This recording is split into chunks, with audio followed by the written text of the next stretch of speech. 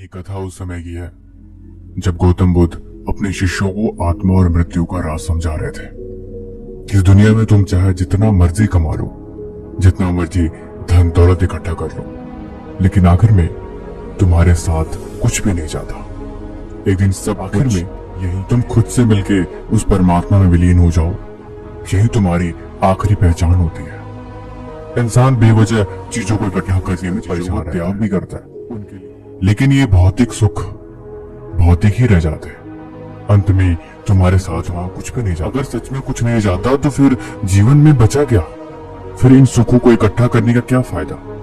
गौतम बुद्ध बोले, मैं तुम्हें कहानी सुनाता हूँ। बहुत समय पहले की बात। राजा को शौक हुआ कि वो अपने नगर भ्रमण के लिए निकले। राजा के सैनिक, सिपाही और मंत्रीगण सब तैयार हो गए। राजा की यात्रा निकली और राजा अपने नगर को भ्रमण करने के लिए निकल पड़ा। थोड़ी दूर बाद उसकी यात्रा शमशान घाट से देखा कि एक भिखारी वहीं बैठा हुआ है। राजा को रहा नहीं गया। उसने भिखारी से पूछा, अरे तुम यहाँ क्यों बैठे हो? तुम जाके नगर में कहीं और बैठ सकते हो।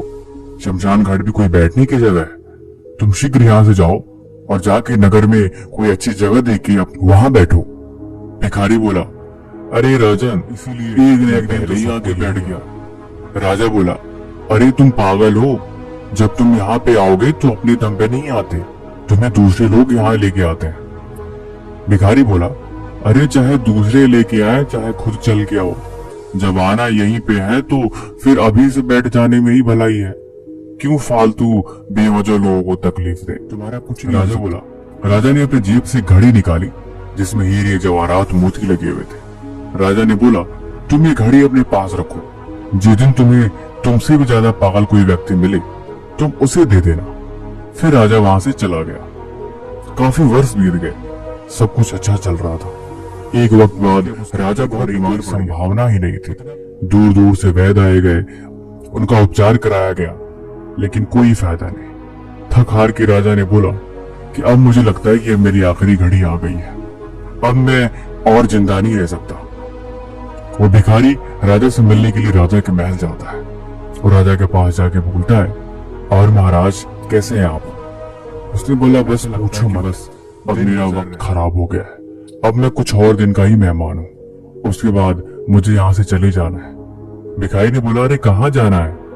राजा बोला, अब ये कैसे पता कहाँ जाना है, लेकिन अब ये जीवन का आखिरी छोर चल रहा है। भिखारी ने बोला, आप जहाँ जा रहे हो वहां पे अपने सैनिक घोड़े जाकर वहां पे पहुंच गए?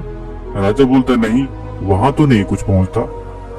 भिखारी बोला, फिर आपने वहां पे आटा, चावल, मेवे, फल ये सब तो वहां पहुंचा दिया होगा, वहां पे कुछ नहीं जाता। बोला, अरे वहां पे अकेले जाया जाता है, वहां पे कुछ भी साथ नहीं जाता।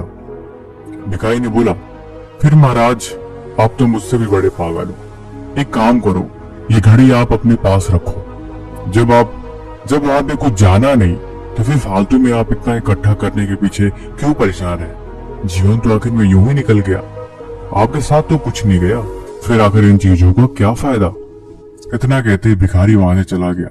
राजा सोच जीने के लिए खुशियां जरूरी हैं, हो सकता है चीजें जरूरी हैं, लेकिन इसमें इतना खो जाना और खो के अपने आप को, अपने कीमती जीवन को बर्बाद कर लेना, ये कोई बात नहीं होती। राजा को जीवन का पश्चाताप करता है कि धन दौलत यश शोहरत के पीछे इतना किसी वंश या जाति में पैदा होने से कोई महान नहीं होता है। मनुष्य महान होता है अपने अच्छे कर्मों से और अच्छे गुणों से।